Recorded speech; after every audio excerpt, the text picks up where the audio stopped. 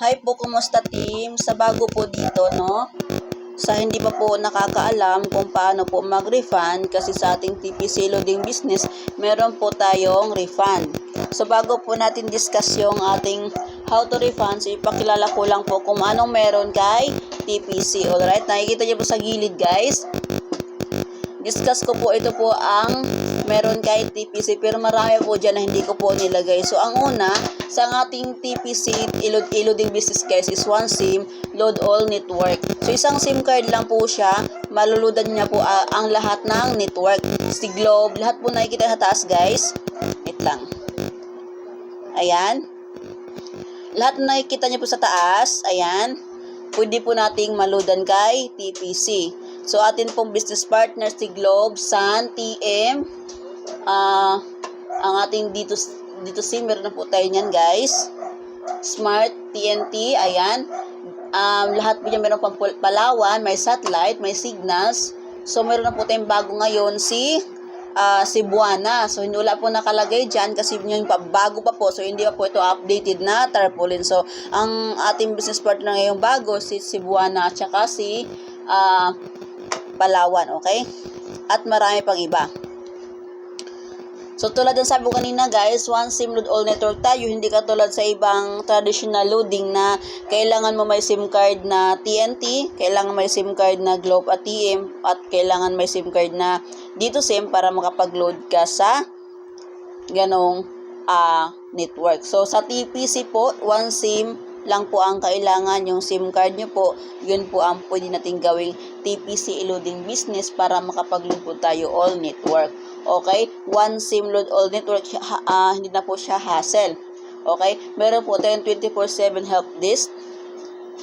Meron pong mga hotline dyan guys na matawagan kung sakaling busy ang ating upline or ang ating mentor on that day na hindi agad siya makasagot sa inyong mga concern. So, pwede po tayong tumawag sa ating mga hotline.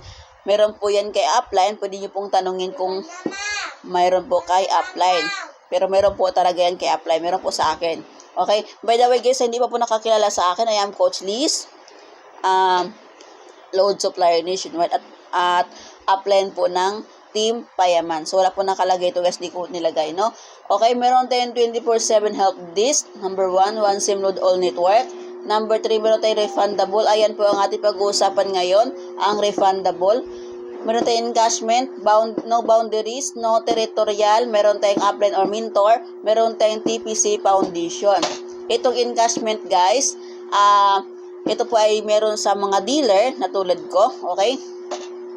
Sa mga retailer naman po, meron po sa kanilang ang cash, on-hand cash, okay? So, no boundaries, ano po ibig sabihin niyang no boundaries, coach? Ibig sabihin, no boundaries, wala po siyang boundary, lahat po pwede mo siyang maludan, okay? Basta, gumagamit po ng cellphone at gumagamit din po ng load. So, no territorial, hindi katulad sa ibang loading business po na kung dyan ka lang sa lugar nyo, dyan lang po ang pwede nyong luludan o susuplayan. Sa TPC po, no territorial po tayo. Hanggat TPCan ka, pwede kitang masuplayan ng load o pwede kang mapasupply ng load kung sino may yung TPCan na dealer o pwede mag-supply sa iyo. Okay? Merong upline or mentor. Tulad ko, upline po or mentor, meron po tayo niyan. Hindi po pwedeng wala kasi kung ikaw ay isang upline na merong sa team mo, may pagmamahal ka sa team mo, kailangan meron kang group chat. Hindi ko po nalagay pala na merong group chat dapat dyan, no? So, TPC Foundation, ito po ay meron tayong foundation sa TPC just in case na merong calamity sa mga team natin sa TPC, just in kunyari kayo masunugan, magkasakit. So, meron tayong TPC Foundation. Pwede tayong makapag-ask ng cash dyan sa ating TPC Foundation. Okay? Alright guys. So, pag-uusapan natin ngayon ang ating how to refund. Okay guys. Dumating ng aking mister guys. Okay. How to refund. Okay. Itong refundable guys. Ito siya sabi ko sa refundable na yan. Ayan. So, hindi po tayo mag-worry kung sakaling hindi dumating kay customer yung kanyang load.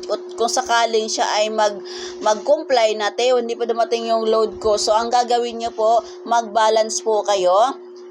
Kung nabawasan po ang inyong load credit, okay? Kung nabawasan po, kung sakal nabawasan po at hindi dumating kay customer yung load niya, so ganito po ang ating gawin. Mag-request po tayo ng refund para ibalik ni TPC yung ating load credit na nabawas pero hindi dumating kay customer, alright? So, bakit po kailangan mag-refund?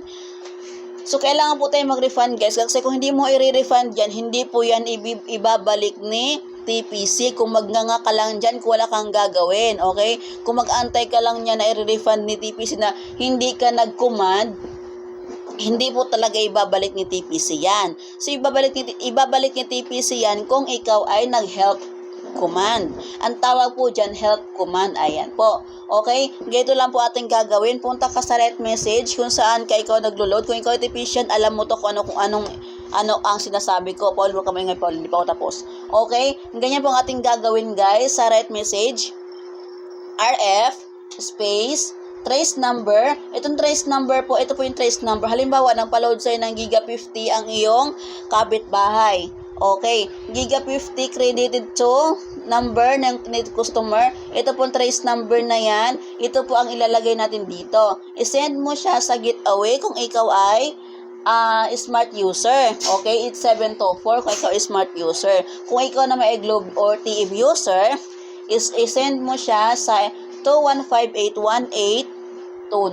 So, ito po ang ating Getaway pag ikaw ay Globe user or TM user. Okay?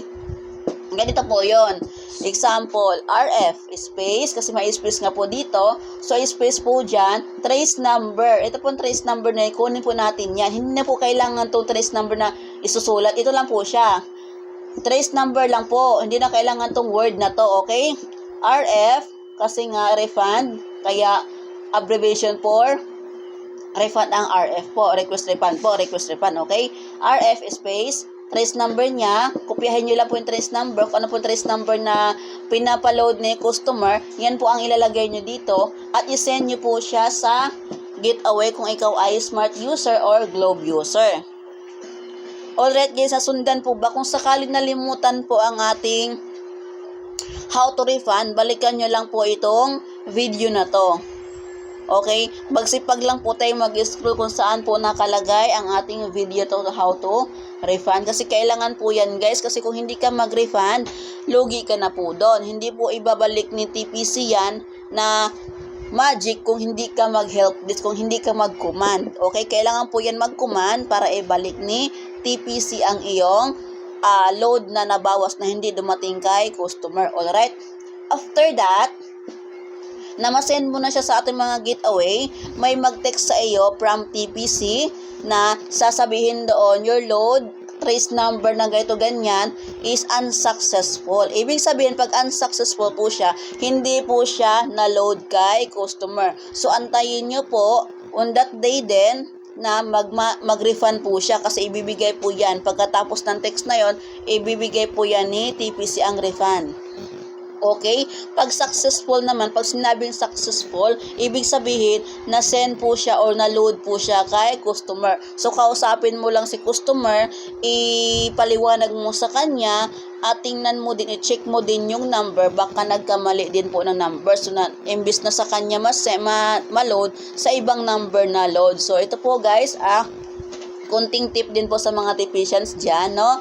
Kung tayo maglo-load, kailangan si customer po talaga ang maglagay ng number doon sa ating mga cellphone para just in case, guys, na magkamali sila kung hindi dumating yung load, pero na-load siya sa ibang number, so hindi mo na problema yon. Problema nila yon kasi sila ang naglagay ng number na yon. So, ayan po.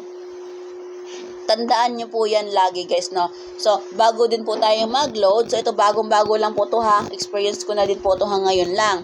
So, bago po tayo mag-load, kunin nyo muna yung bayad ni customer. Okay, bago nyo siya loadan.